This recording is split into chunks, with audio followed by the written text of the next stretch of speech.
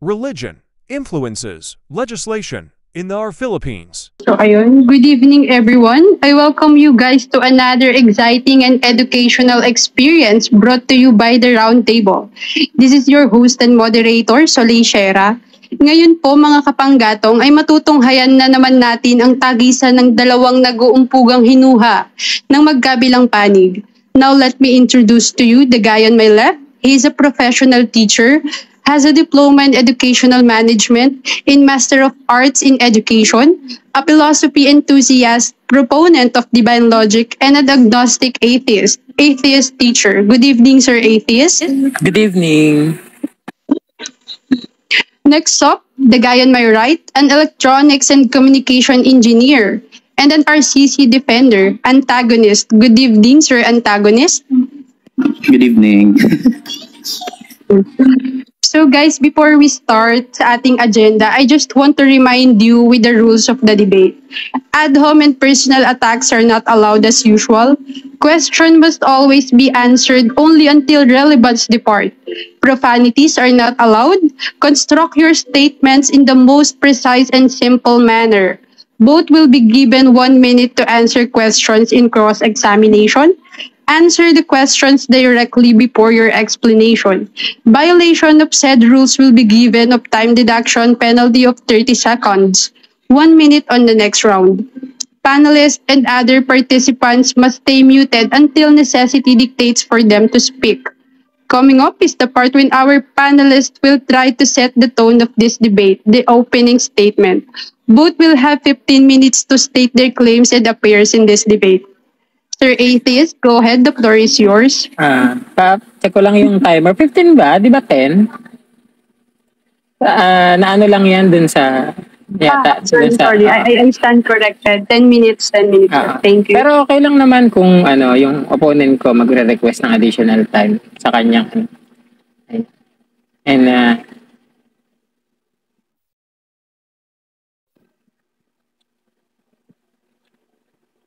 antagonist, Go ahead, do sir. you need more time? Okay, sige. Okay, so good evening everyone. I would like to thank the Roundtable for this opportunity. I would like to greet our viewers, panelists, and moderators, as well as my opponent, antagonist, for this evening. Now, the most important part of any debate is having a basis on your stance, and I will solidify my stance by the following methods. Number 1, define what it means to influence and what it means for legislation in having any, whether good or bad influence. Because remember, the topic for tonight is the influence, not the good or bad of that influence may bring, but all forms of influence, whether good or bad, directly or indirectly, is undeniably an influence.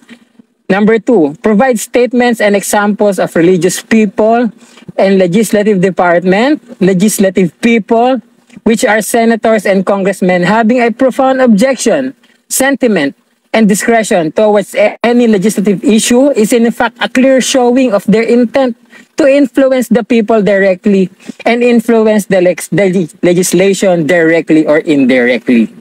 Any attempt to discredit or negate the definition in any form of a well-established definition is a strawman fallacy, and in return, try to divert this debate into something non-related is a red herring fallacy, which we can surely expect from my opponent. Number 4, that any negation that my opponent will be a futile attempt in response to his bias in his foundational belief.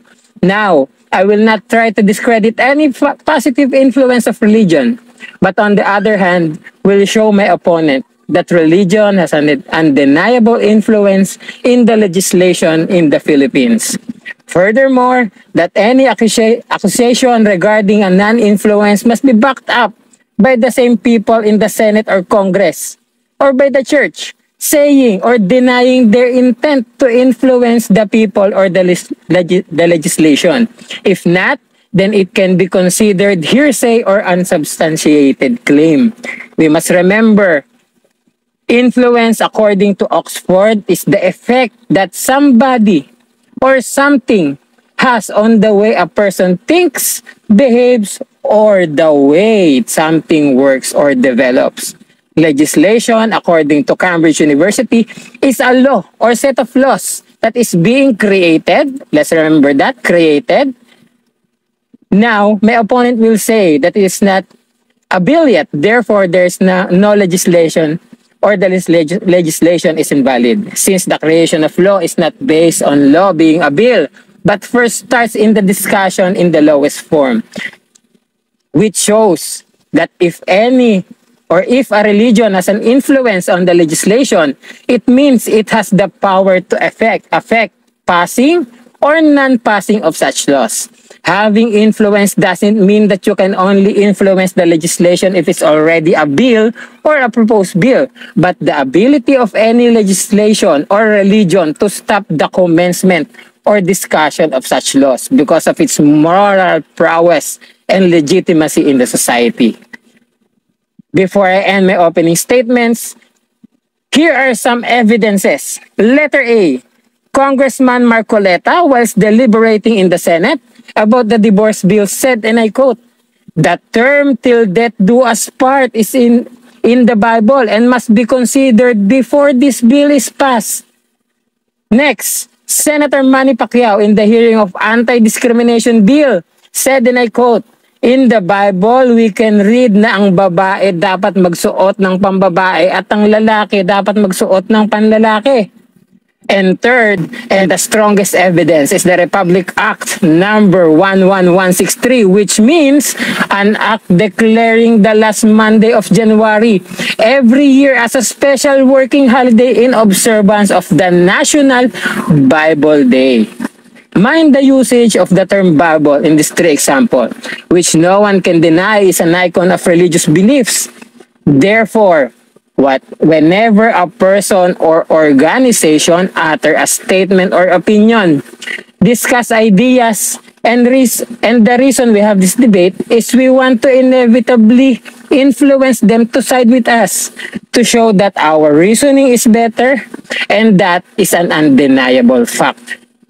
Now, I would like to give you a modus ponens, a logical argument, which says, premise 1, quoting the Bible aims to influence religiously. Premise 2, senators and congressmen are quoting the Bible. Therefore, senators and congressmen aim to influence religiously.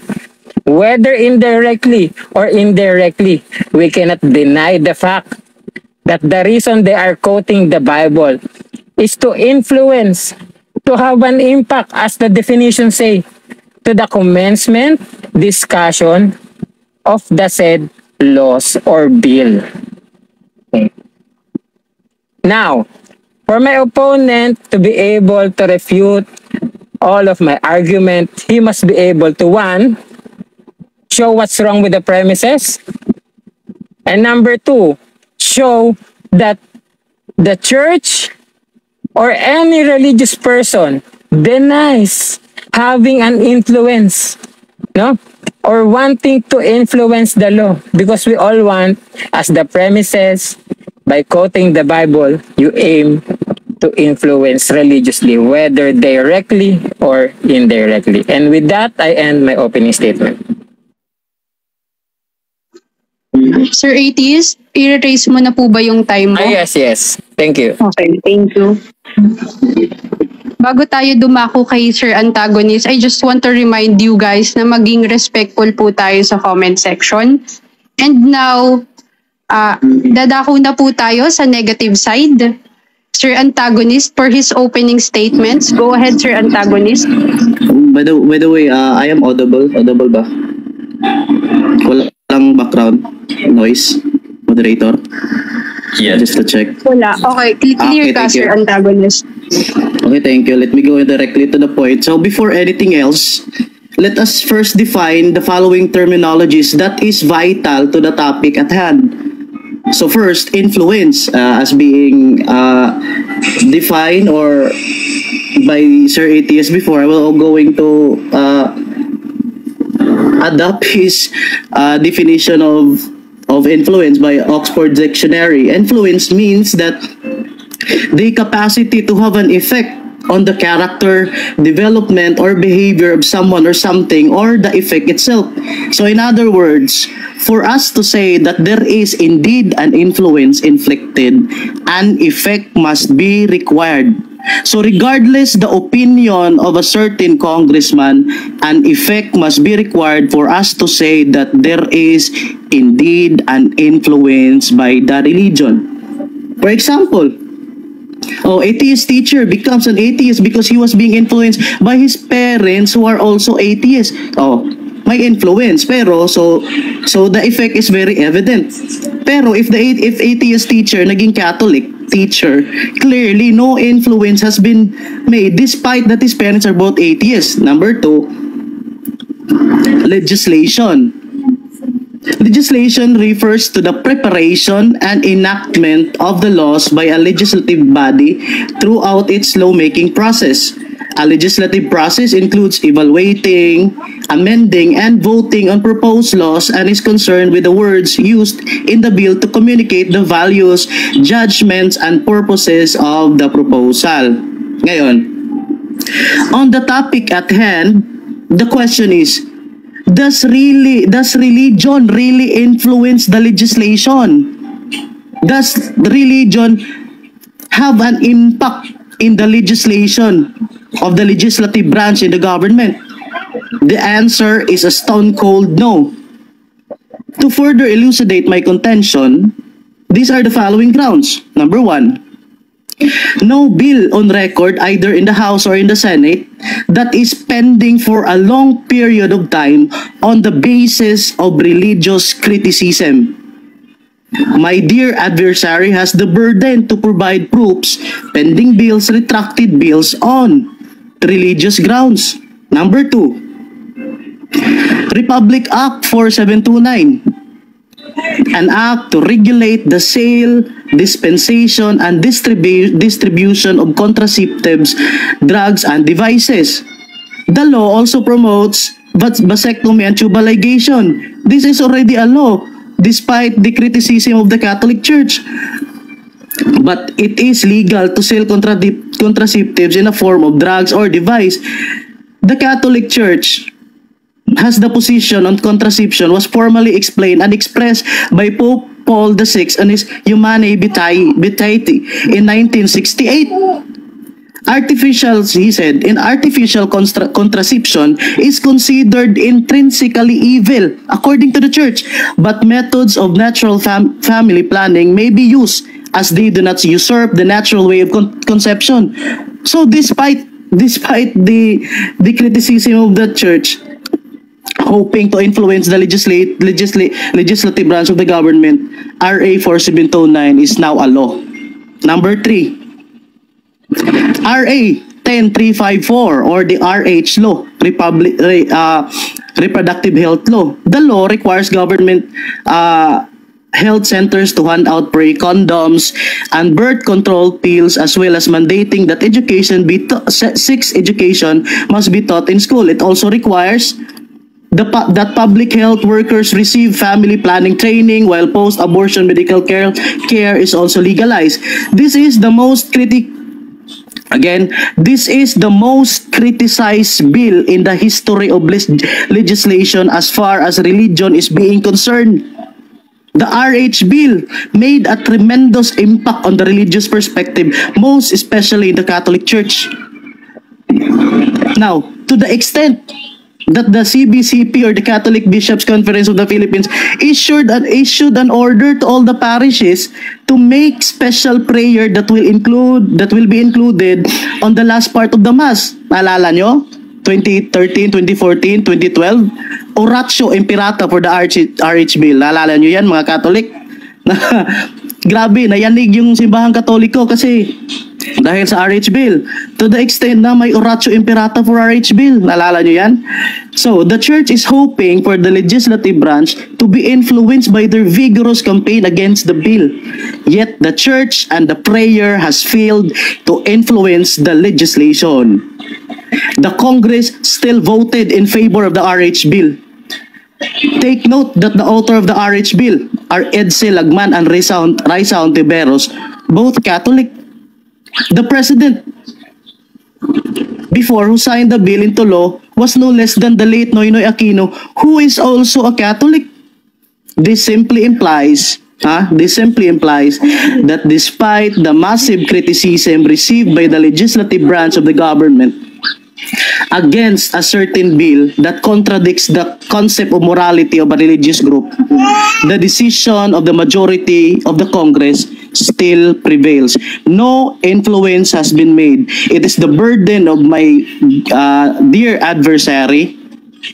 It is the burden to show effects of the sentiments, the opinions of the religious people that has an effect to the legislative branch of the government, most especially the bills pending before the House. I'll have to waive my time. Thank you. Maraming salamat sa ating mga panelists. To counter the statements and arguments of the opposing side, we will now proceed with the rebuttal. ATS teacher, to start, you have 7 minutes, sir. Thank you. Go ahead, sir. Okay. So, it seems to me that there's a problem with understanding the definition of Oxford Dictionary or Oxford reference. It says here, which is clear, it doesn't necessarily mean that it must have an effect. It says the way it behaves or the way something works or develops. No? The main point that I'm trying to point across today is that the act of declaring the National Bible Day is already an effect. It is a sin effect of a religious belief, because without the religious belief of Christians, there would be no National Bible Day. It would be a National Vishnu Day or a National Quran Day, but not National Bible Day. Okay, so it is a sin effect. And also, it doesn't necessarily mean that it must have an effect if the law didn't commence or yung discussion pa lang na-terminate na dahil sa objection ng mga religious people, talagang wala kang makikitang epekto nun. No? Pero, makikita mo na the religious belief hinders the passing of such laws. Yung mga senator at congressmen na kinote ko kanina, no? Hindi sila pumipirma. That is also a shown effect. Right? So, evaluating means talking about the proponent and the necessary effects of the bill. No, hindi ibig sabihin na wala nang influensya. Kasi influence can be direct and indirect. No? So kahit sabihin mo na hindi magsalita ang Pope laban dyan, for the fact na nagsalita siya laban doon, that it is against their dogma, that their dogma is for prevention of life. No? May epekto pa rin yun kasi yung mga congressman na naniniwala sa Pope, mga senador at tao sa legislation, sa legislative department na naniniwala doon, hindi sila pipirma. Again, even if it is not seen as an effect that is not seen, may epekto pa rin. May de-deny ba yung epekto? Hindi. Hindi lang natin nakikita. Again, number 4, saying intrinsically evil is influencing. No? The Pope is a highly influential person in the Catholic Church. We cannot deny that. If he is a highly influential person, all of his statements, all of his sentiments are influential. And in return, undeniably influencing the masses. And the masses includes legislators. In return, we cannot say na there is no effect. Going back to my first point, whether seen or not seen, there is still an effect. Okay? Again, and last, the Pope did not deny, no? Hindi niya dininay na gusto kong mag-impluwensya. Wala akong pakialam dyan. Hindi ko kayo i-impluwensyahan. Kasi kung yun ang gusto niya, hindi siya magsasalita laban doon sa mga batas na yun. No? So the main reason why the Pope did not deny or did not say na ayokong mang-impluwensya because inherently he's already an influential person. No? We cannot deny na may impluwensyahan niyang tao, gusto man natin o hindi. All of those people who subscribe to the Catholic Church will be influenced by the statements and opinions of the Pope because the Pope is the head of the Catholic Church. And same goes with all the other churches, all the other religious denomination. The reason why Iglesia ni Cristo, bakit sila nagba-block voting? Because they want to influence. They want to have a power in the government. And having power provides influence. Right? So hindi mo na may deny yun. Makita man natin o hindi yung impluensya. I-deny man natin o hindi. May impluensya. Maraming salamat po. I-wave mo na po ba yung type mo? Native. Ayun. So, dumako naman tayo sa rebuttals ng negative side. Sir Antagonist, you have 7 minutes. Sir, go ahead. Thank you. So, let me clarify, that according to Oxford, influence, the capacity to have an effect on the character. It is the capacity to have an effect on the character development or behavior someone, something, or the effect itself. Diba? Napakalinaw, the capacity to have an effect. You cannot say that someone influenced me, some influenced the legislation without an effect. There must be an effect. Yung sinabi niya kanina, Congressman Marcoleta, kinote niya si Congressman Marcoleta, hindi niya alam na that is just a debate between Edsel Lagman and Marcoleta. But the opinion of Marcoleta does not constitute the entire, because the entire Congress and the entire House, ATS teacher forgets the topic that religion influences legislation as a whole. The opinion, the sentiments of a certain congressman does not constitute the entire Congress. Put that in your mind. Ngayon, sabi niya, si Pacquiao din nagsalita. Again, the statement of Pacquiao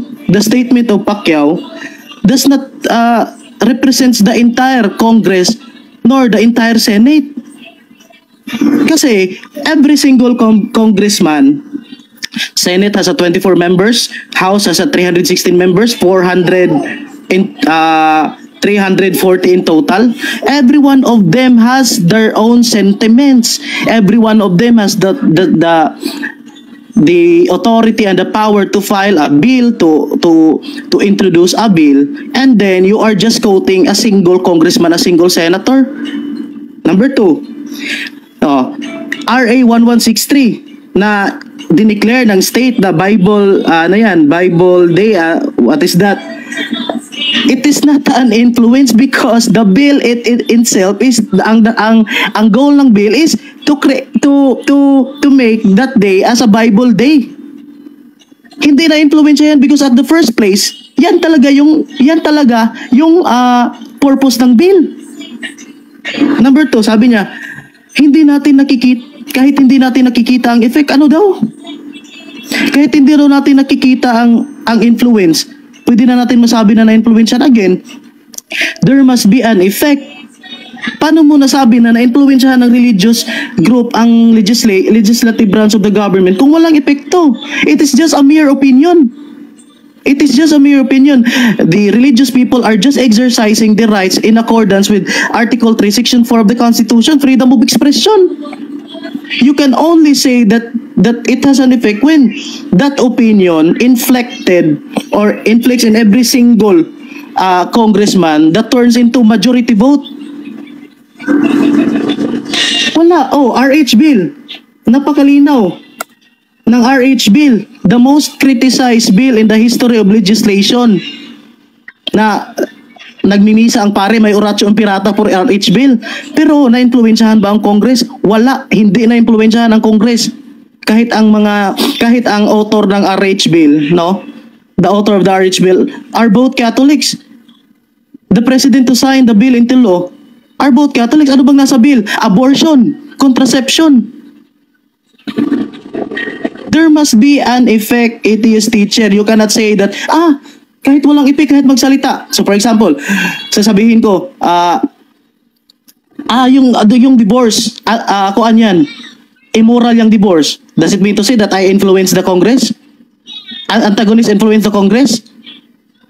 Hindi. My opinion must have an effect to the legislation. And sasabihin ng legislation na we will going to retract this bill, we're going to junk this bill on the basis of religion. Wala. Nasabi niya kanina, direct or indirect daw yung influence. Basta lang daw makasalita lang, maka-comment yung Pope. Hindi pa yan influence kasi ang influence nga, there must be an effect. According to Oxford Dictionary, the capacity to have an effect on the character, development, or behavior of someone or something. Di ba? Balik tayo sa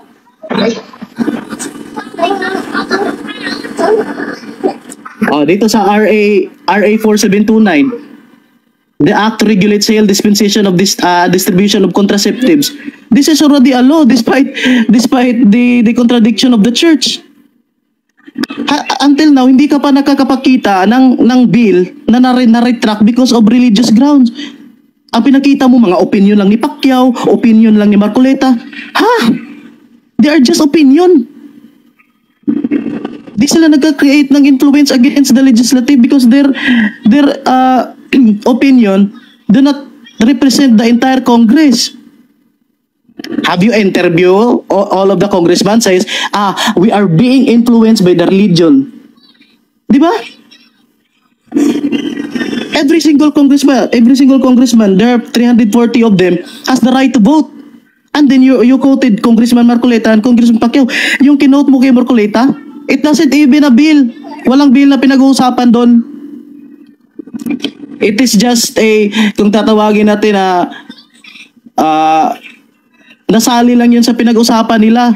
Wala talagang bill na pinag-uusapan doon. Yung kay Pacquiao naman, sa interview lang yun. So we're talking about legislation, legislation as a whole. Legislation, the process of crafting a law. Ako may nasabi na akong mga law na bill and turn into law. That is clearly legislation. Ikaw, ang si atheist teacher, puro lang opinion ni Pacquiao, opinion ni Marcoleta. Why is that? Again, for us to say that there is an influence by the religion, there must be an effect. If no effect, that is just a mere opinion and not an influence. Thank you. Maraming salamat. Before we proceed, let me just remind our panelists that during the cross-examination by which they will try to scrutinize their opponent's claim, make your question as clear as possible. And in terms of answering, kindly answer directly before adding an explanation. Mag-uumpisa muna tayo sa negative side kay Sir Antagonist. Go ahead, Sir Antagonist. Okay, thank you. Question. On the 3 readings of the bill, do Congress invites member of the religious groups to give comment of insights or even join the interpellation? Depende sa bill. Yes, there are bills that requires religious presence and there are bills that doesn't require religious presence. So, are you saying that in first reading, second reading, and the final reading, there must be a representative from the church? Are you trying? Is that what you're trying to say? I'm not saying there must be. I'm saying there is people of the church. Okay, what particular bill, based on your knowledge, did members of the religious people attend and join the interpolation? Religious people, No. ulit mo yung tanong? Okay, thank you. In what particular interpolation of the bill, name a bill that the Congress invites religious people to join the interpolation? They don't need to invite religious people. Religious people will be there. But are they does the religious people included in the interpolation? Yes, there are religious people included in Okay, the interpolation. what bill can you give me? Okay. Sasagot ako 1 minute, ano? Yes. I said that there are religious people. Pacquiao is a religious people and he is there. No? So we cannot deny the fact that there are religious people in the interpolation of anti-discrimination bill. Okay, I will going to rephrase my question. Is there a bishop, a priest present in the interpolation? Sagot ko. Religious people doesn't necessarily mean to be a bishop or a priest. They doesn't have to. Well, I am very specific with my question. Is there bishops, priests, cardinals, lay people? Objection. Repeating question na tinatanong ulit. Nasagot na. Well, I am moderator. Counter objection. Proposed time, SP. Okay. I rephrase my question to make specific people, not in general. That is not repetitive. That is repetitive because bishops and cardinals are religious people. You already asked if there are religious people. I answered you, there are. Okay, so are you saying that there are cardinals are included in the interpolation? I'm not saying there are cardinals. I'm saying are you saying that priests are included in the interpolation? I'm not saying priests are included. Are you saying that the priests are included? Are you saying that the priests are included in the interpolation? I'm not saying priests are included. I'm saying religious people are included. Okay. Number 2. Now, in the case of conflicting provisions, bicameral conference committee is instituted by the Congress to reconcile differences. So again, are there members of the church, members of religious groups invited by Congress to join the interpolation? There doesn't be a religious people or a cardinal or a priest to be there. Objection, moderator. Objection. My question. What was your objection? My question is categorical. It must be answered categorically, yes or no. Then explain. Okay, can you repeat the question? Okay. The premise is, in the case of conflicting provisions, bicameral conference committee is instituted to reconcile differences. Again, are there members of the religious groups invited by Congress to join the committee on interpolation? Yes, there are religious people invited there. Cardinals. Religious groups, yes. You asked for religious groups. Okay. Cardinals, no. Religious groups, yes. Okay. Are you saying that they are part of the interpolation? They are not part of the interpolation. Your question is there are. I said there are. So in other words, Saglit lang po. Timer, pakian po ng time. Pakibalik po ng time sa 7:15. Kuya Anta, paki-repeat ng question kasi yung timer kanina hindi siya gumagana. Okay. Continue na po. okay. Ngayon, ang last question is, in case of conflicting provisions, meaning to say, after the first, second, and third reading, the final reading, should there be conflicting provisions on the bill, bicameral conference committee is instituted to reconcile differences. Again, are there members of religious groups, particularly in the church, cardinals, priests, bishops, invited by the Congress to join the interpolation? Yes or no? Yes, there are instances and different bills. There are religious groups are invited. Yes. So my question is to join the interpolation. So they're joining the interpolation. No, you ask if they are invited in the interpolation. Meaning, Yes. if they are invited in the interpolation, they doesn't need to Objection, participate. moderator. Objection, I'm moderator. explaining my answer. Objection, moderator. Ano yung objection, Kuya Anta? Sorry. I'm saying to join. I repeat, G-O-I-N. To join. G-O-I-N. To join the interpolation. She said yes. Yes. He said yes. I said yes. To join. To join. Okay, let me explain my answer. To join doesn't necessarily mean to speak. To join can mean simply having your presence there. Okay, thank you. So meaning to say, they do not allow to speak. Antagonist, can you hold the time? SP, yung 1 minute, di gumagana. Thank you. Okay. Na-clear na ba yung contention nila? Kuya Anta, I think Sir ATS teacher, meron siyang 1 minute to explain his answer. So, hayaan natin siya. Wag po ako sana ikat. Okay. Sabi mo kanina, they're just invited but they do not allow them to speak. So, is that an accurate observation from your answer that even if they're invited, they do not allow to speak in the interpolation? Yes, because your answer because your answer says join. Now, to join means having your presence. Okay, thank you. So, since they do not allow to speak, what influence has been made inside the interpolation? The influence that are made during the interpolation, okay, and its effects are congressmen and senators not signing the bill or disagreeing with the bill and quoting their religious texts in order to defend, scrutinize, or abstain from answering to the bill. Okay. Okay. Do you know of any bill failed to pass in the scrutiny of Congress on the basis of influence by the religion? Yes. And what is that bill? The anti-discrimination bill.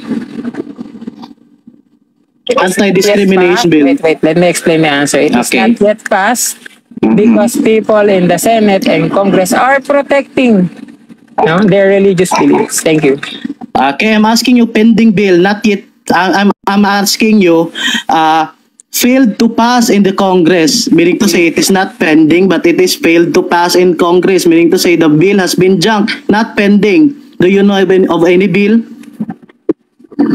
Appending means it is not yet been junked. It is still there. Can you clarify your question? I'm asking you a junk bill on the basis of influenced by the religion. Okay, it is the anti-discrimination bill is junk because it is not yet passed. So pending is for you is junk. Yes, pending means junk. Okay. Okay. So who are these people voted against the anti-discrimination bill influenced by the religion? Objection. Yes, Sir ATS teacher, what's your objection? Ang tanong niya sino yung mga tao na yon, papangalanan ko isa-isa. Hindi ba name sapat at least na magbigay? Teka lang. Okay. Hindi ba sapat na magbigay ng isa para ipakita yung influence ng religious belief? Kailangan isa-isahin ko, ganun ba tayo? Ganun ba ang gusto mangyari ni antagonist? Withdrawn. Next question. Paki-construct po nung question, Sir Antagonist. Question withdrawn. Submitted. Objection is submitted. Okay. Thank you. Okay. On the anti-discrimination bill what particular statement by the church did the congressman who opposed the bill cited? Antagonist, I did not say that the church had a statement. I said Pacquiao had a statement regarding his religious beliefs. Okay, Pacquiao on the anti-discrimination bill. Inciting. Okay, thank you. So, are you aware that the vote of Pacquiao is equal to 1? Yes, I am aware. Does the vote of Pacquiao enough to junk that bill? It is not enough, but it is enough to influence. Okay, the vote of Pacquiao equal to 1. Is that enough to make the anti-discrimination bill pending? It is enough to make an influence. So the other congressman who voted against the bill, are they also influenced by the religion? Yes, they are. Okay, who are them? Who are they? Objection, ayan na naman. Papangalanan ko na naman isa-isa. Counter objection, Construct po ng maayos yung question. counter objection, Soleil. Sabi niya, they're also influenced, so therefore I have the right to ask him who are they, to scrutinize his answer. Because it is if that is the case, if you will going to side on his objection, then if that is the case, that is just a mere speculation, a mere assumption that those people aside from Pacquiao who oppose the bill influenced by the religion. That is just a speculation. I provided a statement, a recorded statement, and it is enough to be as evidence because it is recorded. It is not written. It is recorded, televised. Thank you. I think nasagot naman na po kanina yung question. Proceed with the next question, Sir Antagonist. Hindi na, okay. I will go to repeat the question because my adversary is unresponsive. My question is, you said kanina, answer to my question that yes, aside from Pacquiao, those people who oppose the bill. Sasaglit lang, Kuya Antagonist. Timer pa, nung time? Hindi na ba part to ng objection nila? Hindi na. Continue Hindi. Oo. Okay. Okay. Ang tanong ko kanina sa kanya, aside from Pacquiao, those people who oppose the bill, are you saying that they were also influenced by the religion? Sabi na, yes. With conviction, yes. So therefore, meaning to say, so it is my right to ask them who are they, for me to scrutinize whether or not his answer is just an speculation or based on facts. I already provided an evidence showing, wala naman akong sinabi na etong tao na to ganun. Ang pinoprovide ko lang yung sagot sa'yo. What have you provided? I provided recorded statements of Statement of influenced by religion. Senator who? Senator Pacquiao. Pacquiao, hindi. Sabi ko sa question ko, aside from Pacquiao. Aside from Pacquiao. Okay. Okay, narinig mo, moderator? Let me answer Aside you. from Pacquiao. Okay. Who are these congressmen? Aside from Pacquiao. Ilang beses ka na yun ulit yan, moderator. Okay. Aside from Pacquiao, I cannot give more. You cannot give more. So, Kuya Antagonist, reminder lang po, magtatanong po tayo, hindi po natin i-explain. Okay. So, Proceed with the question. So meaning to say, you cannot name more only Pacquiao. So are you saying that the statement of Pacquiao is the representation of the entire Congress, yes or no? I'm not saying it is the entire representation. So you're saying that the statement of Pacquiao is not the representation of the entire Congress, yes? Yes, of course, because Pacquiao is one person. Thank you. I'll waive my time.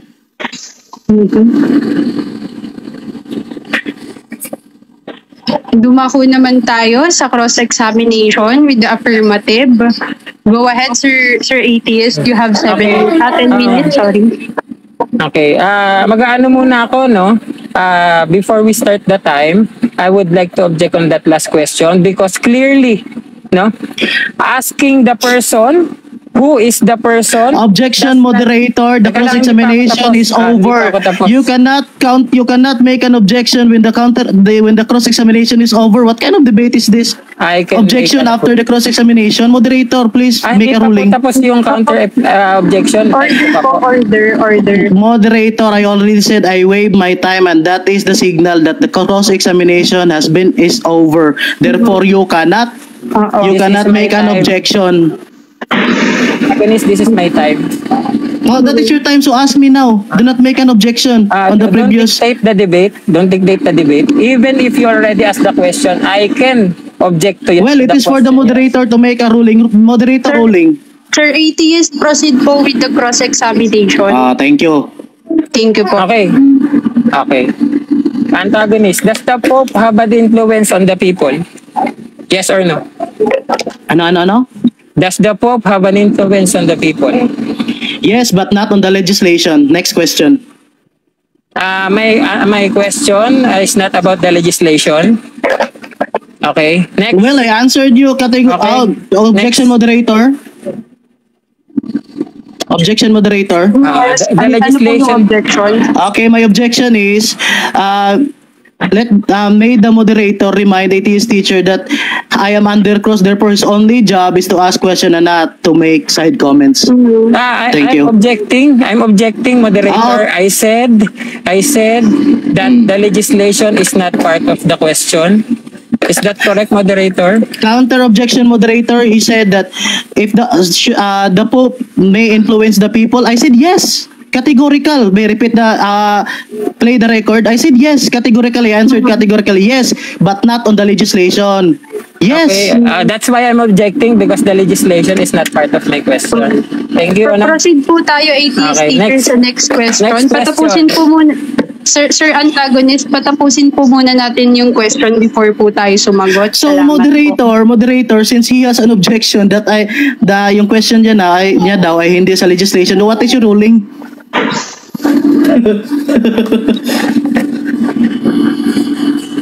Pinagpo-proceed ko po siya sa next question niya. Okay, thank you. Okay. Question.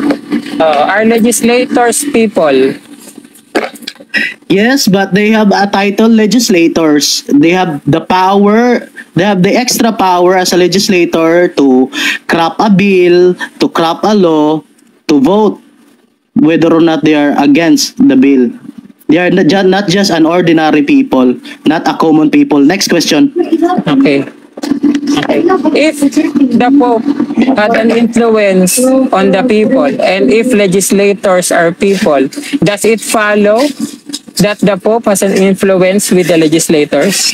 No. Because people is a general word. There are kinds of people, legislators, common people, politicians, priests, bishop. There are peoples. You have to be very specific, and the topic is legislation, not society. Okay. People in general. Okay. Legislators. Okay. Yes. Okay, next. Is the National Bible Day product of the religious belief? It is not product of the religious belief. It is product of the Congress. Okay. Where is it based? The National Bible Day, where is it based? Of course, it is based on religion, but there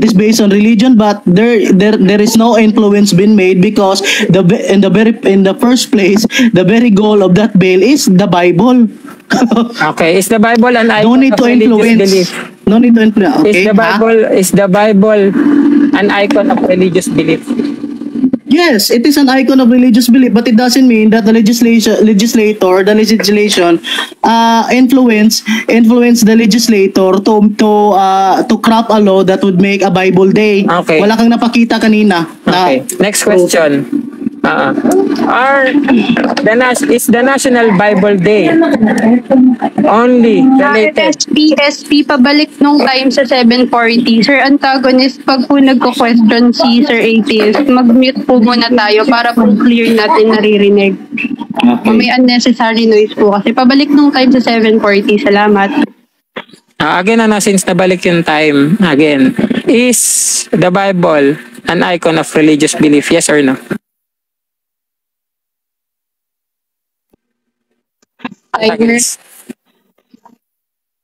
Sorry, nakamute pala ako. Again, question. Nakamute pala ako. Is the Bible an icon of religious belief? Nabalik kasi yung time, ulitin ko lang. Yes, it is an icon of religious belief, ang Bible, but it doesn't mean that the religious people influence the Congress to craft a law to make this day a Bible Day. never an account or proof that the religious people or the priests, the bishops, influence the legislators. Okay. Can the National Bible Day be related to other religious belief except Christianity? Only for Christianity. Okay. Then therefore, do you agree now that the effect of Christianity is embedded in the act of National Bible Day? No, because again, no account, no testimony, no statement on record that a certain group of Christian religion or group of priests, group of bishops has make a request to the House to make this day a Bible day. In other words, that Bible day in the first place is the goal of that bill.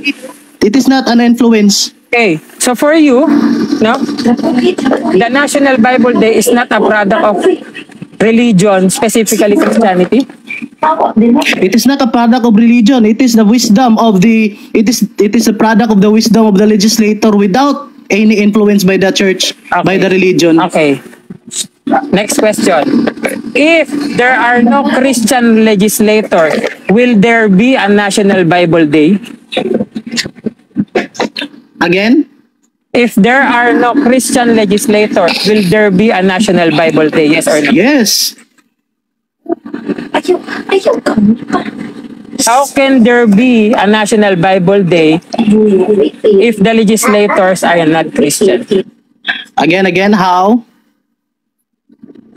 Ulitin ko lang yung una kong tanong, can there be a National Bible Day without Christian legislators? You said yes. So, ang Yes. tanong ko, how can there be a National Bible Day if there are no Christian legislators? There can be a National Bible Day without Christian legislators if there are Christians outside the legislation request to Congress to file a bill or to craft a bill that will make as a specific day a Bible Day. It doesn't need that there is a Christian legislator. Okay, again, another question. Yes. Since you said earlier that the Bible is a religious icon and is for Christianity, correct? Yes. Okay. In a society without any Christian, will there be a Bible Day? Of course, no. Okay. So if it is no, then it follows that there can be no National Bible Day in a society without Christians, correct? Correct, but it doesn't mean that it must be influenced. It is the wisdom of a certain congressman, whoever is that, to file a bill that would make a specific day a Bible day. It doesn't need any influence. Okay. It doesn't need any influence. Anta, if there are no Christians in a society, ang tanong ko, paano magkakaroon ng National Bible Day? Wala nga, hindi ka magkakaroon. For example, sa Saudi Arabia. So therefore, the logical conclusion is, no, the Bible Day is a product of religious Christianity. I dissent. Correct? I dissent. Okay, good. I dissent. Today, there are no further questions. I yield my time. Okay. Ayun, maraming salamat po. Now, the end of the program is about to close. Let's hear our panelists one last time in their closing statements. Go ahead, Sir Antagonist. Ikaw po mauuna sa... You have 6 minutes, Sir Antagonist. Okay, thank you. Thank you. Nag-focus siya sa National Bible Day. Tinanong niya ako kung may mga kung wala bang Christian. For example, the Philippines is an Islamic country. Objection, moderator. Ito Ano po na ay po yung closing objection? na. Hindi na po pwede na magpatibay pa ng argument. Well, conclusion and objection, moderator. Kuya Antagonist, pakiayos po nung tawag dito, nung closing statement po I have a natin. counter objection, Kusule. Hear me. Sige, ano po yung counter objection niyo po? closing statement it is a conclusion of the entire matters that has been discussed in the entire debate. That is the conclusion. That is the final statement. Again, Sir Antagonist, pakiayos po nung closing statement niyo po. Again, my closing statement is this.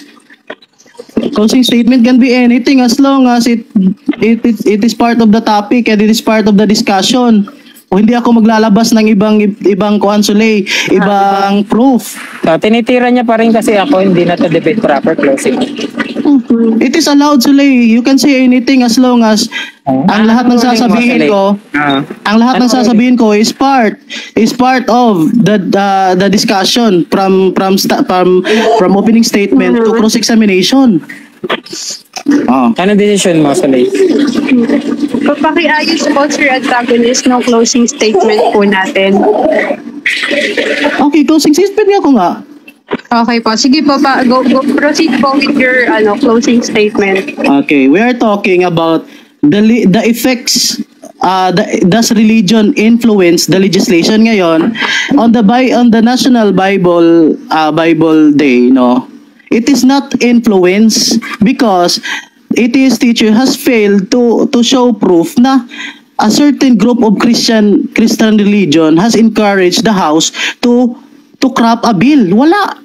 Puro lang speculation and assumption. Ngayon, on the question of whether or not, on the question of should there be a Bible Day if the Philippines is an Islamic country, for example, walang Christian. Ngayon, it doesn't negate the fact that no influence has been made kasi dapat once dapat kung masabi mong na-influensyahan may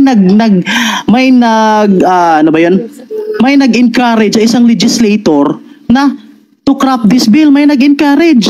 Ngayon, it is common sense na it is the wisdom of the congressman na sasabihin niya, I will going to file a bill which declare this specific day, a National Bible Day, without the influence of religious people.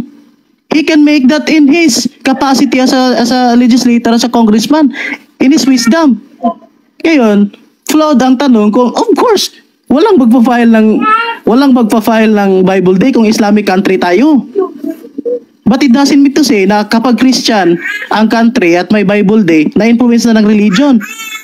A certain Christian legislator can file in his capacity as a legislator a bill without any influence. Ngayon, puro lang siya speculation. Congressman Marcoleta, ang statement ni Pacquiao, it is not influence. Why he consider us as a proof? It is not influence. The statement of Marcoleta, the statement of Pacquiao does not constitute the entire Congress. Does not constitute the entire Congress. The National Bible Day does not mean to say that there is an influence. Walang influence. Kasi you have failed to show to us a certain group of religious people, Christian group of people, born again, Catholic, that encourage a certain congressman, file this bill. This is a special request from this parish. Wala. Puro lang speculation. Puro lang assumption. This is a debate. We are bound by evidences and proof. I'll show you na that a strong proof that this country, the Philippines, has passed RH law, the most criticized bill in the Philippines as far as religious perspective is being concerned. To the extent that the church has issued an order to all the parishes to make a special prayer, Ratio Imperata. Yet, the bill has been signed into law by no less than the President Noynoy Aquino, who is a Catholic. Sasabihin mo ba kung si Noynoy Aquino ay Muslim, di ba niya isa-sign yung bill? What kind of argument is that? You have to show proof from the start of your opening statement until na-end ng debate. Wala kang proof, puro ka lang speculation and assumption. nagbigay ka ng proof, Pacquiao at Marcolita, palpak naman. Inamin mo naman that the statement of Pacquiao does not constitute the entire Congress. We're talking legislation as a whole. We are talking legislation as a whole. Therefore, the best evidence is the law. Objection. The law. Stop time, please. Objection. Stop nung time, SP. Moderator, this is the only debate that I know that in final statement or closing statement there is an objection. Pwede po bang bakbakan yung objection? Kasi No objection, moderator. Kanina pa Moderator. sinasabing wala akong naipakita, ganyan, palpak yan. Hindi yan ad hom. And aside from that, Sige, mag-decision ka na lang sa day. walang debate na saan ka nakakita ng debate na may objection sa closing statement? Saan debate ka nakakita? Moderator, saan debate na may objection yung closing statement? Dito lang sa the round table. Sir Okay. Antagonist, I think nag-agree naman po kayo na yung gagawin po is closing statement, hindi siya rebuttal. So I think objection overruled. Well, you can make a rebuttal on you can say anything as long as it's part of the topic, as long as yung mga sinasabi ko sa aking closing statement is part ng discussion from the cross examination to the first stand to rebuttal. Basta di lang lalabas. Di ako magrepresenta ng ibang proof. You can say anything in a closing statement as long as it is part of the discussion of the entire debate. I need your decision, moderator, and then so we can proceed. And that's how debate. Sige, Kuya Anta, proceed with your closing statement. Thank you. So, na-interrupt na ako, no? So, ayan. The affirmative has failed to show us proof. Only speculations, only assumptions on his premise. Puro lang assumption, puro lang speculation, walang proof. If the affirmative, sako na ako kung ang affirmative sasabihin, there is a group of born again requested this specific congressman to file a bill. That is certainly an influence. You cannot say that just because nag-declare ang Congress o nagpasa ng batas na National Bible Day doesn't mean to say that they are influenced by the religious people. Because it is the wisdom on the capacity of a single congressman to file a bill without the influence. You're making an assumption that congressman file a bill is being influenced. That is just an assumption. Walang napakitang proof. What is your proof? Lay down in your closing statement that the author of the law, National Bible Day, has been influenced by a certain group of religious people. And not an assumption. Wala kang napakita. Okay, lay down that in your closing statement. If not, you are just basing your argument, the whole of your argument, on your assumption and speculation. Ako, nagbigay na ako. RH law, the law on regulating contraceptives.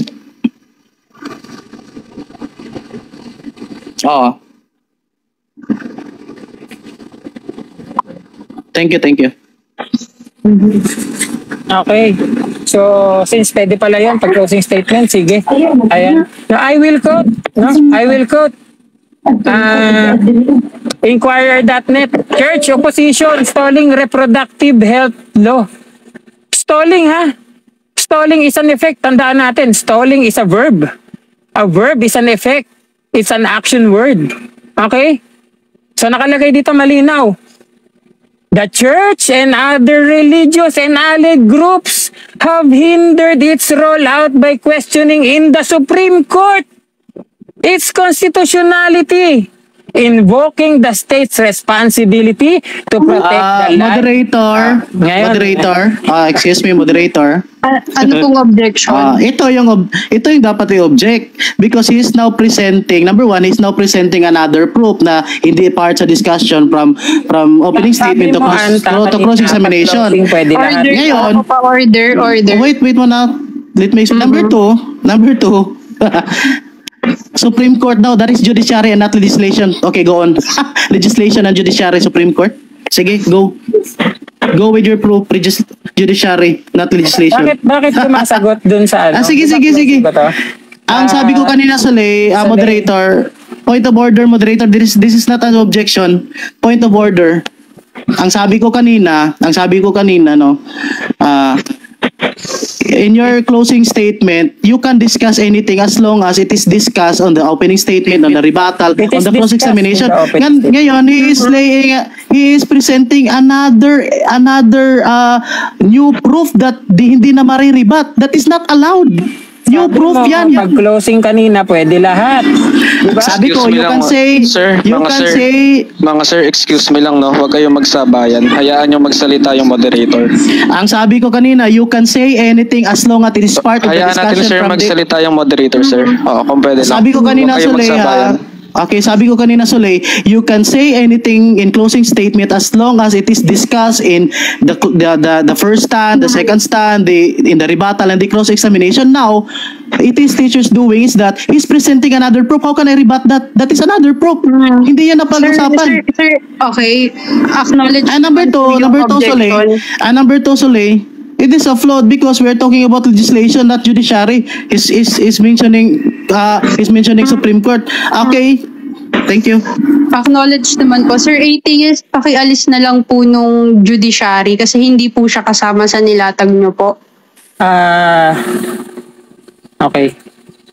Sige. Go ahead po, Sir ATS. Pero clarification, nilinaw ko, pinakita ko yung mga statements ng church kanina, ng mga religious people. Okay? So the church is consisted of religious people. Pero sige, I will continue with my closing. Okay. Again, the National Bible Day can only be an effect of religious Christianity, nothing more, because antagonists admittedly that a society without Christianity cannot have a National Bible Day. Sinabi niya po yan kanina, mga kaibigan. They cannot have a National Bible Day because inherently, the National Bible Day is a result of religious Christianity, nothing more. Not the Islam religion, not the Hindu religion. As you will see, my dearest panelists and audience, antagonists failed to refute my arguments since he lacklusterly did not show what's wrong with the premises. Number two, he did not pass the qualification of showing any religious people denying their intent. Yan yung dalawang qualification ko kanila. Pakita mo anong mali sa argument. Pangalawa, pakita mo na dine-deny ng inyong church na gusto nila mga influence because the church, as I mentioned earlier, is inherently an influential entity. So we cannot negate its influence to the people. And if the people are legislators, therefore it follows that they will have an effect on that legislation. Okay? Next, specifically, and namely, congressmen and senators with their religious beliefs, nakita natin kanina, hindered, stalled, ginagawa nila ng paraan para hindi matuloy. Hindi porke hindi siya naipasa, hindi porke nakapasa siya, ibig sabihin wala ng effect. Again, nor have he provided any good and compelling arguments why there is no influence of religion in the legislation. While I have provided clearly influences of religion is rampant in the legislation by means of the arguments and evidences I presented, recorded evidences. I also remain true to my words that I will not present whether this influence is good or bad, but my intention is to show and provide and prove why and how there is influence. Nakita naman natin yan. And I can convincingly say tonight that I have successfully did by showing a valid argument with premises and conclusion, and showing evidences of the influences of religion in the legislation, by how legislations are made and how legislators use religion in the benefit of their religious belief. That's all for tonight. I hope you have a valuable evening of learning in this debate. No? Thank you and good night. Thank you po sa closing statement nyo.